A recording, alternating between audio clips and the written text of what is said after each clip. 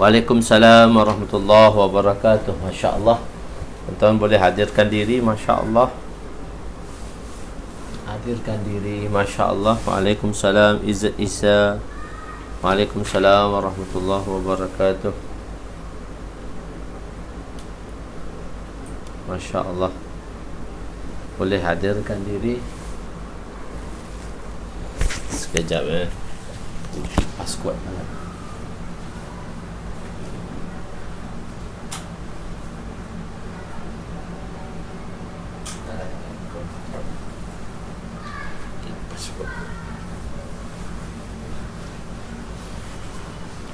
Sabrimi Siddiq. Masya Allah. Waalaikumsalam warahmatullahi wabarakatuh. Masya Allah. Tuan-tuan boleh hadirkan diri pada malam ni. Saya menunggu tuan-tuan. Masya Allah. Kita berada di muka surat 162 jilid kelima. 162 jilid kelima. Nubli macam mana? Waalaikumsalam warahmatullahi wabarakatuh. Masya Allah.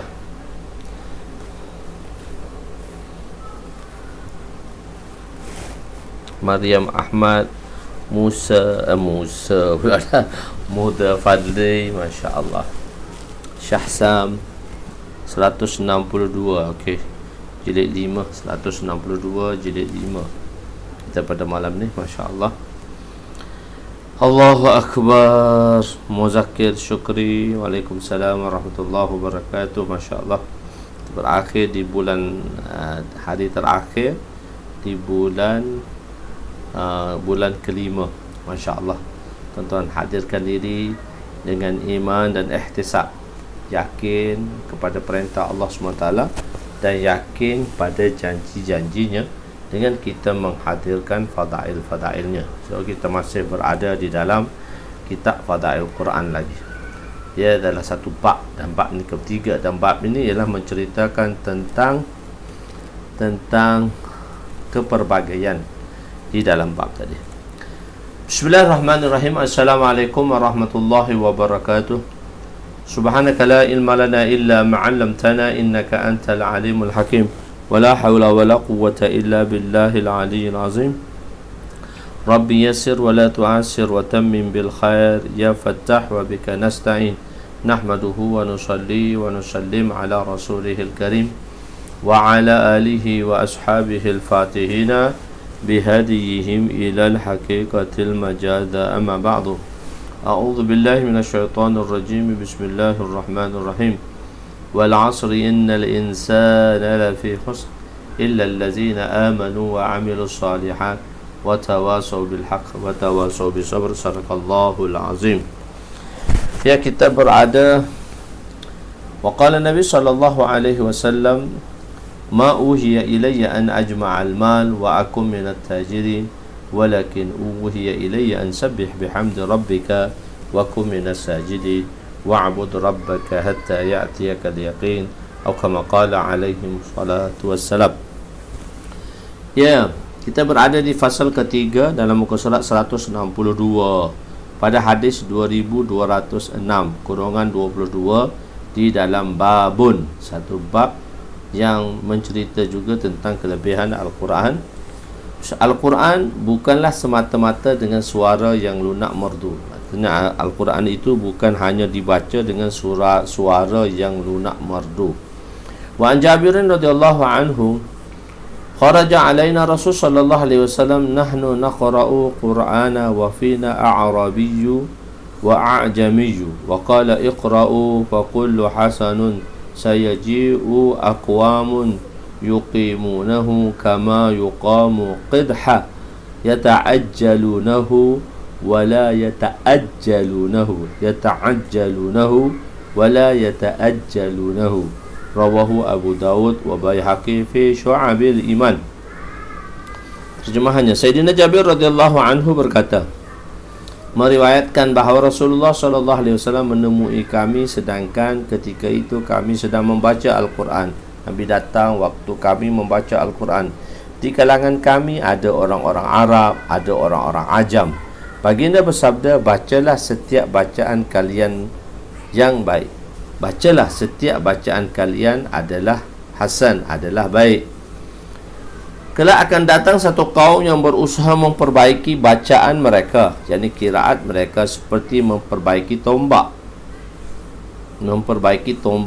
mereka. Mereka menginginkan ganjaran dunia yang segera, dan mereka tidak menginginkan ganjaran akhirat yang akan diperolehinya. Hadis riwayat Imam Abu Daud dan Imam Baihaqi. Ajam, ada di kalangan sahabat mereka yang ajam, dan ada juga mereka yang Arab. Ajam ni daripada perkataan ujmah. Ujmah maksudnya bisu, pekak, tuli. Jadi orang Arab ni dia nakal sikit. Dia kata kita ujam, ajmah, ajam. Ajmah maksudnya puak-puak beku, puak-puak bisu tu, maksudnya puak-puak tak pandai bercakap. Iaitu Sayyidina Jabir radhiyallahu anhu menyebutnya dalam satu majlis yang di dalamnya ada sahabat yang bukan Arab, bahkan daripada Farsi, daripada Rom, daripada Habsyah. Sayyidina Salman radhiyallahu anhu daripada Farsi, Sayyidina Suhaib daripada Rom, Sayyidina Bilal daripada Habsyah. Walaupun di dalam majlis tersebut orang-orang kampung dan orang ajam yang qiraat mereka bukanlah seperti qiraat orang Arab. Qiraat mereka, bacaan mereka tak sama dengan orang-orang Arab. Lahja Arabi dia tu masya-Allah, bukan lahja Melayu. Kalau kita lahja Arabi kan berkat Nabi, namun Nabi berkata kepada mereka bahawa kamulah yang mempunyai qiraat yang baik dan mendapat pahala kerana kamu mengutamakan kehidupan akhirat berbanding dengan kehidupan dunia. Janganlah kamu memperlahankan bacaan kamu kerana lidah kamu bukan lidah Arab. Jangan baca perlahan, malu. Kenapa bukan lidah Arab? Tidak perlu lakukan sedemikian kerana akan datang suatu kaum selepas kamu, golongan yang akan memperbetulkan bacaan-bacaan Quran seperti membetulkan anak panah, iaitu membaca dengan bagus dan makhraj dan betul, tetapi susah payah mereka bukan untuk akhirat, bahkan untuk kemasyhuran dan kebanggaan dunia. Jadi hadis ini telah kita jelaskan ada satu-satu perintah yang mana untuk diri kita, dan ada perintah itu untuk diri orang lain. Jadi kalau perintah tu untuk diri kita, kita tak boleh bawa perintah itu untuk orang lain. Kalau perintah tu untuk orang lain, dia tak boleh bawa dalam diri kita. Ada perintah untuk orang kaya, ada perintah untuk orang miskin. Jadi orang kaya tak boleh membawa perintah orang kaya terhadap orang miskin. Maknanya dia tak boleh bawa perintah orang miskin, orang kaya, orang miskin dalam kehidupan dia. Dan orang kaya, orang miskin tidak boleh membawa perintah orang kaya terhadap dirinya. Jadi sebenarnya perintah itu Nabi SAW menjelaskannya keadaan sedemikian sebab akan berlakunya dalam keadaan manusia. Dalam keadaan manusia yang berbeza-beza. Manusia ni berada dalam keadaan yang berbeza-beza. Tak boleh hukum untuk orang kaya yang mana orang hukum untuk orang miskin, orang kaya gunakan padanya, dan hukum untuk orang kaya maka digunakan untuk pada si miskin. Mafhumnya macam ni. Begitu. Misal contohnya, untuk hukum untuk orang miskin tidak diperintahkan untuk datang ke rumah orang kaya, tapi untuk hukum orang kaya diperintahkan untuk datang ke rumah orang miskin. Begitu. So ada dua perintah. Jadi apabila orang miskin datang ke rumah orang kaya, maka orang kaya dia tak boleh keluarkan hukum melalui hadis atau menceritakan sesuatu perkara melalui hadis yang mana hukum tadi untuk dirinya tapi dikembalikan pada orang miskin. Dia kata, kau tahu tak orang miskin yang paling buruk ialah mereka yang mendatangi orang kaya. Orang miskin jawab, kau tahu tak manusia yang paling buruk ialah tak pernah singgah di rumah orang miskin. yang mafhum dia lebih kurang lah. Jadi perintah begitu. Begitu juga kita tengok di sini.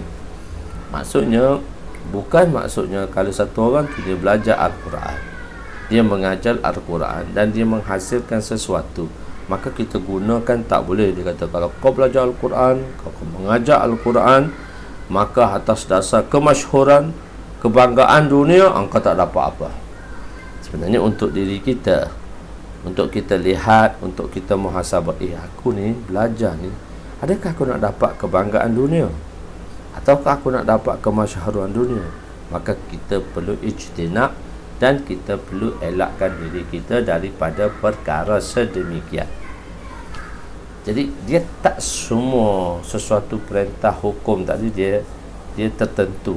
Maksudnya dia buat macam ni, maknanya kalau belajar, mesti kalau belajar betul, cantik bacaan dia, mesti nak dapat kemewahan tu. Dia tak ada. So dia larangan tadi ialah untuk kita melihat di dalam diri kita, ada tak kita seumpama demikian. Semoga Allah SWT selamatkan kita. Oleh itu, lafaz yang terakhir daripada hadis ini bermaksud orang yang membaca Al-Quran untuk dunia sahaja, bukan untuk akhirat, merupakan orang yang menjual agama dengan habuan dunia. Jadi kalau orang baca untuk dunia sahaja, kita tak tahu niat dia dunia ke akhirat.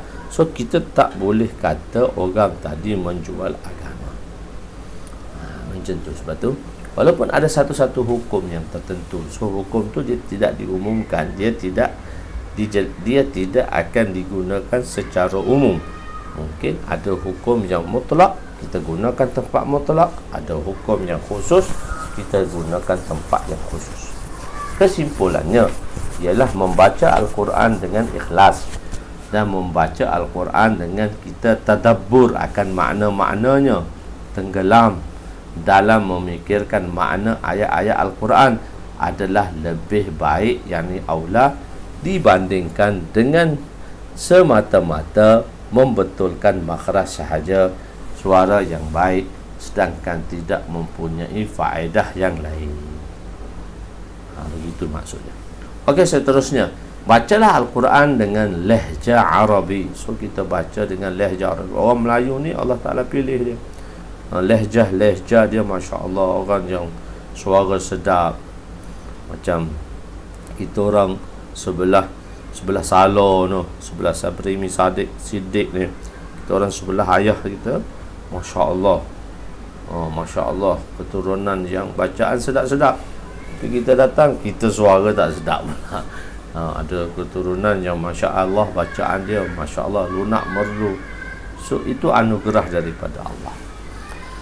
Wa an Huzaifah radhiyallahu anhu qala Rasul sallallahu alaihi wasallam, iqra'ul Qur'ana biluhunil arabi wa aswatiha wa iyyakum walahunul ahli al-ishq walahuna ahli al-ishq walahuna ahli al-kitabaini sayaji'u ba'di qaumun yurajji'una al-Qur'an tarji'al ghina wan nawhi la yatajawizu hanajirahum maftunatun qulubuhum wa qulubul ladzina yu'jibuhum sya'nuhum, rawahu Baihaqi fi Syu'abil Iman wa rawahu Razim fi kitabih. Sayyidina Huzaifah radhiyallahu anhu meriwayatkan bahawa Rasulullah sallallahu alaihi wasallam bersabda, bacalah Al-Quran dengan gaya bacaan, dengan lehja, slang. Lehja ni maksud dia slang bahasa Arab. Jauhilah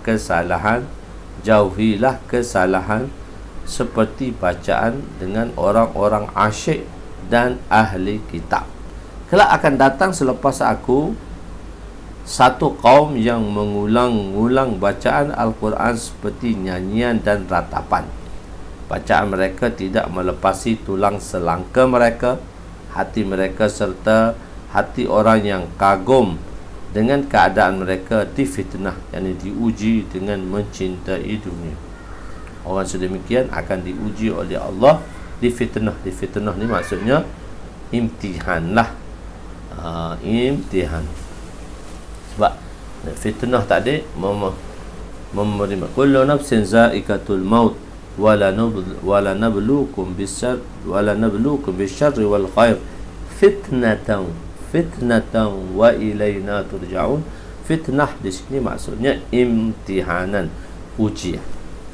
Ahli Arab membaca penerangan. Ahli Arab membaca Al-Quran tanpa takalluf. Orang-orang Arab ni memang bahasa dia tak ada takalluf, dia tak buat tanpa dibuat-buat.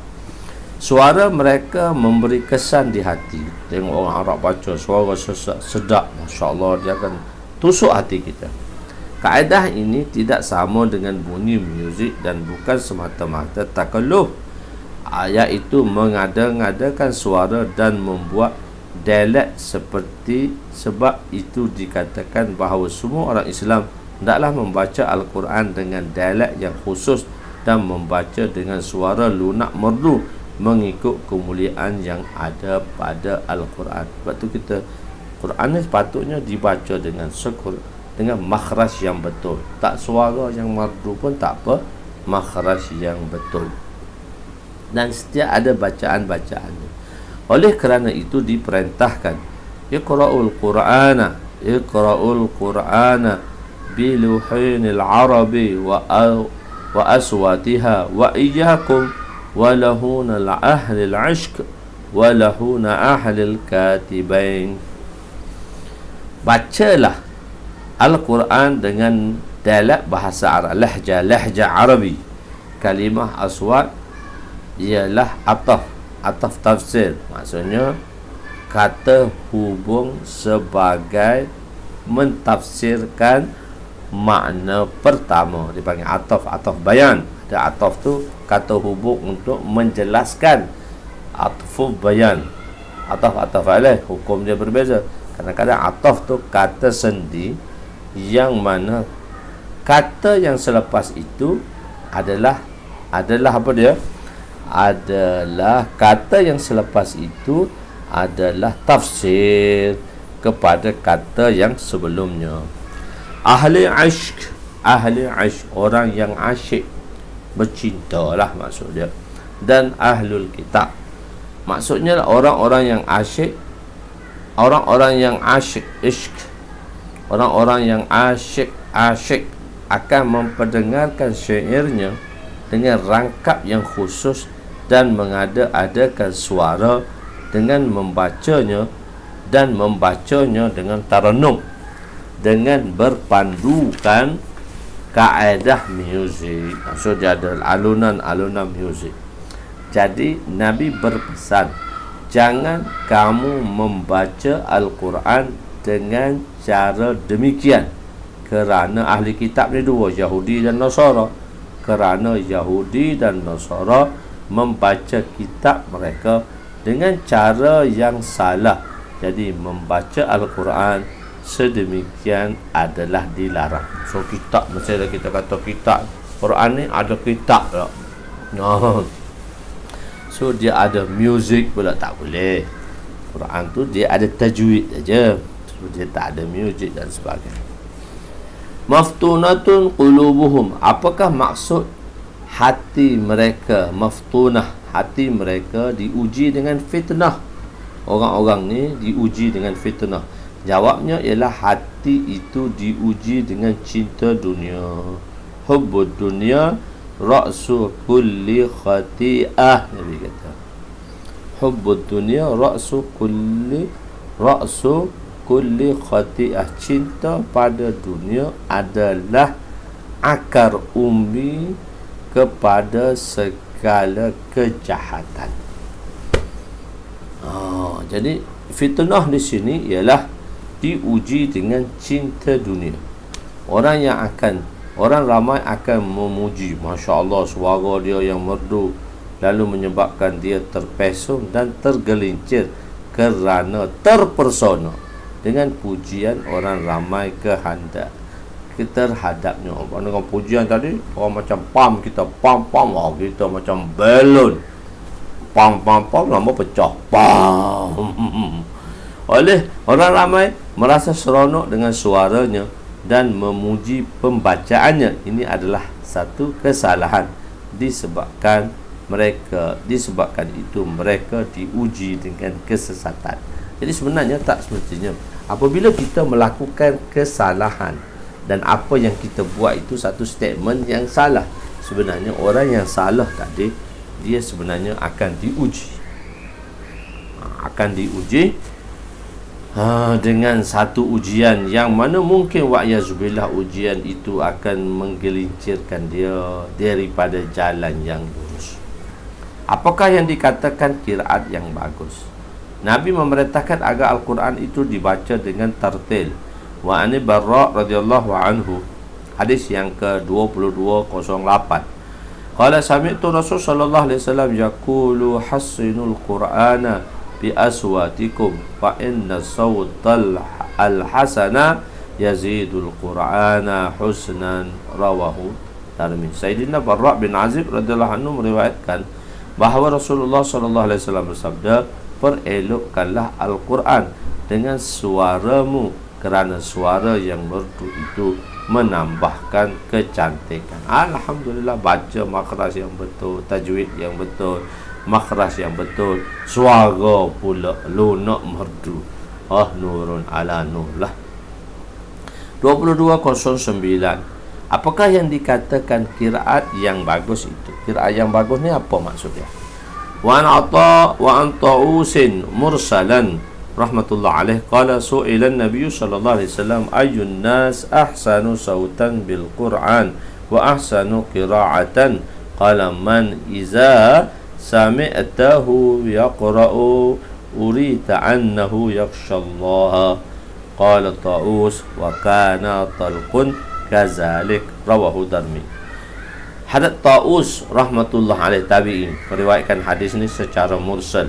Jadi pasal ketiga ni kan musannif telah membawa perkataan orang-orang yang khalaf dan orang-orang yang salah, yang terdahulu dan yang terkemudian. Yang terdahulu khalaf ni ialah 200 tahun selepas Rasulullah lah, hingga ke tahun ke-400. Yang khalaf ni pula salah ni pula, ni salah, yang khalaf ni belakang ni yang 400, yang mula daripada tahun ke-500. Okey, maksud jawapan Nabi ialah jika seorang membaca Al-Quran dan dengan bacaan Al-Quran itu memberi kesan di hati kamu atau menjadi zahir daripada orang tersebut sewaktu dia membaca Al-Quran, tanda takut kepada Allah. Jadi kita tengok zahir dia tu, dari sudut zahir tu tengok takut pada Allah ataupun kesan hati dia, kita menggementar dia dengan bacaan iza tuliyat alaihim ayatuhu zadatuhum imanah. Bila dibaca ayat-ayat Allah ke atas mereka, maka gementar hati mereka dan bertambah iman mereka. Contohnya ialah cahaya wajahnya berubah atau dia menangis, maka difahami bahawa orang yang membaca Al-Quran tersebut dengan bacaan dan qiraat itu memberi kesan kepada hatinya. Inilah maksud memberi bacaan yang terbaik. Ayat-ayat tadi boleh melunturkan atau melembutkan, melingkan hati-hati mereka itu, maka ia dikira. Dan apabila ayat yang dibaca tadi boleh mengubah ataupun boleh melembutkan hati, maka itulah bacaan yang terbaik. Hadrat Talaq bin Ali, seorang tabi'in yang besar, apabila beliau membaca Al-Quran datang dalam dirinya, membaca Al-Quran dalam dirinya sifat takut, datang dalam dirinya sifat takut kepada Allah. Itulah kata Sahibul Mishkat. Sahibul Mishkat kata Talaq ialah sahabatnya. Talaq ialah satu sahabat yang mana apabila dia membaca Al-Quran, Talaq ini adalah seorang sahabat, bukannya tabi'in. Talaq bin Ali. Okey, hadis ke-2210, beberapa hukum mengenai Al-Quran. وعن عبيدة المالكي وكانت له صحبة قال رسول صلى الله عليه وسلم يا أهل القرآن لا تتسودوا القرآن وتلوه حق تلاوته من آناء الليل والنهار وأبشوه وتغنوه وتدبروا ما فيه لعلكم تفلحون ولا تعجلوا صوبه فإن له ثوابا رواه بيهقي في شعب الإيمان. Hadrat Ubaidullah Al-Mulaiki rahmatullah alaih seorang sahabat rahmatullah alaih. Hadrat Ubaidullah radhiyallahu anhu lah, sebab dia adalah seorang sahabat, berkata Rasulullah sallallahu alaihi wasallam bersabda, wahai ahlul Al-Quran, janganlah kalian membatalkan Al-Quran. Bacalah Al-Quran sebagaimana hak pembacaannya siang dan malam. Sebarkanlah Al-Quran, renunglah maknanya. Mudah-mudahan kalian memperoleh kejayaan. Jangan menginginkan dengan Al-Quran itu ganjaran yang segera di dunia ini, kerana Al-Quran mempunyai ganjaran yang besar di sana nanti. La tatasawwadul Quran. Hadis ini melarang daripada menjadikan Al-Quran itu sebagai bantal tempat kita tidur. Apa maksud dia menjadikan Al-Quran wisadah, bantal itu? Maksudnya ialah membaca Al-Quran dalam keadaan lalai. Baca Quran tapi hati lalai, tidak menunaikan hak-hak pula kepada Quran. Janganlah kita melakukan sedemikian. Bahkan sepatutnya kita bacalah Al-Quran bersama dengan menunaikan haknya, iaitu menunaikan setiap huruf dengan baik, melafazkan setiap huruf yang baik, dan memahami makna Al-Quran. Bukan setakat itu, beramal dengan Al-Quran. Ia bukan hanya sekadar maklumat, tetapi telah dibawa di dalam makmulat, iaitu amalan-amalan. Alama Ibn Hajar rahmatullah alaih berkata, menjadi Al-Quran sebagai bantal, menjadikan Al-Quran sebagai bantal, memberi maksud duduk atau tidur di atas Al-Quran. Itu dari sudut makna zahir. Menghulurkan kaki ke arah Al-Quran, membelakangi Al-Quran dan seumpamanya. Melakukan perbuatan sedemikian adalah makruh. Bahkan sebahagian mengatakan jika penghormatan itu agak kuat, jika perbuatan itu agak kuat, maka dia boleh membawa kepada sesuatu yang haram. Okey. Watluhu haqqa tilawatih, menunaikan hak membaca. Sewaktu membaca Quran perlu dilihat kepada 4 perkara: membetulkan lafaz dan sebutan Al-Quran, memahami makna dan mafhum Al-Quran, memahami maksud daripada mafhum dan makni. Satu, faham makna. Daripada makna tu apa maksud dia? Keempat, apa yang dibaca itulah yang diamalkan. Wabshuhu, maksud menzahirkan Al-Quran ialah membaca dengan suara yang kuat supaya bacaan didengari oleh orang lain, supaya mereka timbul keseronokan dalam membaca Al-Quran. Sebab apa kuat? Supaya nak bagi satu kepada orang lain, supaya dia pun juga nak baca Al-Quran sedemikian. Memperdengarkan dan mengajar Al-Quran kepada orang yang lain. Beramal dengan Al-Quran dan menghiasi kehidupanmu dengan Al-Quran. Dan ambil beratlah dalam menyebarkan Al-Quran dan mentakzimkan Al-Quran. Apa yang disebutkan hendaklah kamu ghor, maknanya kamu meneliti. Ghor tu meneliti dan berfikir kepadanya, sama ada ayat ancaman, ayat menceritakan akhirat. Sekira cinta dunia lenyap, supaya cinta dunia lenyap dan kecenderungan kepada akhirat bertambah. Itu tujuannya yang kita baca tadi, supaya kecintaan kita pada akhirat, pada Al-Quran ini bertambah. Allahu Akbar. Dia dah mulut kelas kan. Hal ini adalah sebuah bab. Dalam kebanyakan nuskhah miskat hanya diletak babun saja. Ini babun yang kedua di dalam kitab Fadaul Quran. Satu babun. Ini satu babun yang kedua. Babun nakira. Nakira itu menunjukkan sesuatu yang tak sama dengan babun yang pertama.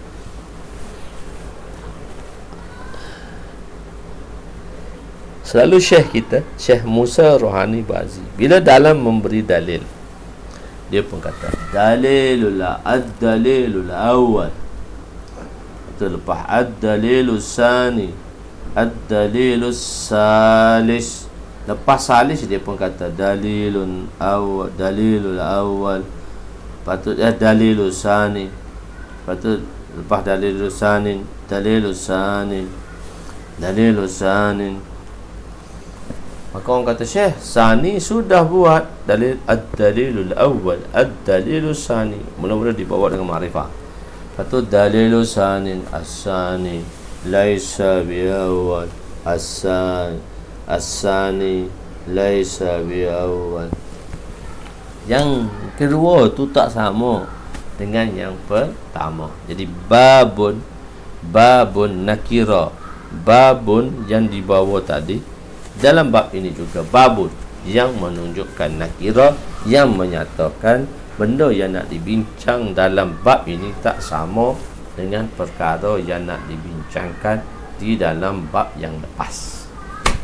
Tetapi dia di bawah satu kitab mengenai kelebihan Al-Quran. Allahu Akbar. Ikhtilaf. Dia pula hadis yang ke-22 sebelah. Berlakunya ikhtilaf dari sudut qiraat. Dia panggil ikhtilaful qiraah. Berbagai-bagai ikhtilaf dari sudut qiraat. An Umar bin Khattab radhiyallahu anhu qalu sami'tu Hisham bin Hakim bin Hizam yaqra'u suratul Furqan ala ghairi ma aqra'uha wa kana Rasul sallallahu alaihi wasallam aqra'aniha faqidtu an a'jala alaihi summa amhaltuhu hatta sarafa summa labbabattuha biridaihi faji'tu bihi Rasul sallallahu alaihi wasallam faqultu ya Rasulullah inni sami'tu hadha yaqra'u suratal Furqan wa ala ghairi ma huwa aqra'taniha. Qala Rasul sallallahu alaihi wasallam arsilhu iqra' faqara al-qira'ata allati sami'tuhu yaqra'u. Qala Rasul sallallahu alaihi wasallam hakadha unzilat summa qala li iqra' faqara'tu. Qala hakadha unzilat إن هذا القرآن أنزلت على 7 أحرف فقرأوا ما تيسر منه متفق عليه واللفظ المسلم. Okey.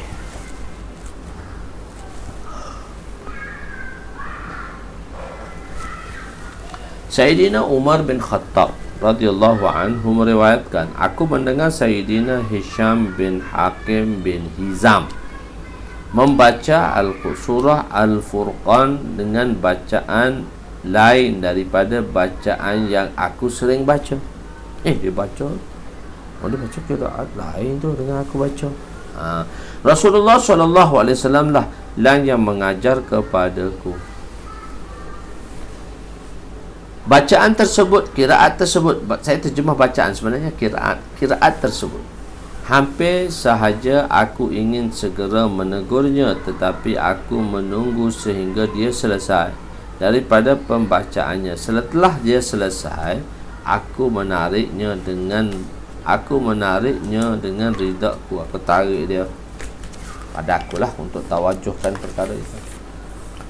Aku membawanya, tarik nak bawa ke Rasulullah. Aku bertanya, ya Rasulullah, sesungguhnya aku mendengar lelaki ini membaca surah Furqan lain seperti yang Tuhan ajarkan kepadaku. Rasulullah sallallahu alaihi wasallam bersabda, lepaskanlah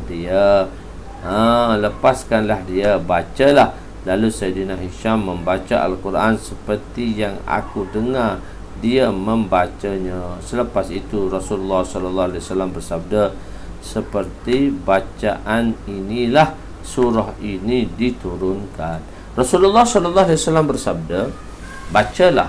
Lalu aku membaca. Rasulullah sallallahu alaihi wasallam bersabda lagi, seperti bacaan ini, surah-surah ini diturunkan. Sesungguhnya Al-Quran itu diturunkan dengan 7 dialek bahasanya. Oleh itu, bacaan mengikut apa yang mudah bagi kamu.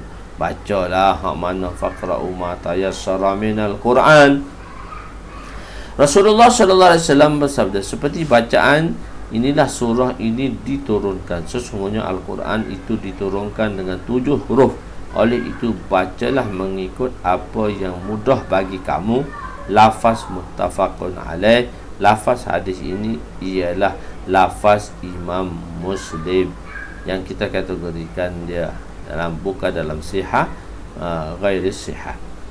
Inna hadzal Quran unzila ala sab'ati ahrufin. Ulama berpendapat bahawa dalam mentafsirkan makna hadis ini, sehingga mula Ali Qari rahmatullahi alaih berkata, terdapat 41 pendapat mengenainya. Antaranya ialah hadis ini dipanggil mutasyabihat dan makna hakikinya tidak dapat difahami. Okey, apa nak dibahaskan oleh Mula Ali Qari di sini? Mula Ali Qari berkata, ulama menyebutkan bahawa walaupun terdapat lebih daripada 7 qiraat, namun semuanya kembali kepada 7 bentuk ikhtilaf, perubahan di dalam perubahannya lah. Okey. Pertama, ikhtilaf pada kalimah itu sendiri. Maknanya kalimah tu perkataan. Kalimah tu maksudnya perkataan tu sendiri terdapat satu huruf yang mana berlaku kurang atau lebih kalimah. Contohnya nanshuzu, nunshizu wa nunshizuha. Dari ditambah waw wa nunshizuha. Perbuatan sirah mufrad dan jamak. Contohnya kitabuhu, kutubahu. Perbezaan di segi sirah, penggunaan muzakkar ke muannas, yakun wahid mudzakkar ghaib, takun wahid muannas ghaib. Perbezaan tafsiri ialah pada ikhtilaf tasydid, fathah, kasrah dan dhammah. Itu dia kata permulaan dari sudut tasyrif tadi. Satu, mayyitun, maitun, yaqnuzu, yuqannizu, ya'rishu, ya'rushu. Zul arshil majid, zul arshil majid, zul arshil majid. Perbezaan huruf adalah contoh. Lakin syayatin. Perbezaan pada penunaian bahasa dan sebutan lughah seperti takhfim, seperti takhim dan imatah dan imalah.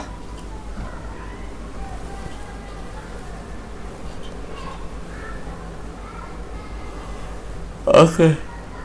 Setiap qiraat adalah sahih. Mengantuk oleh sebab apa tu?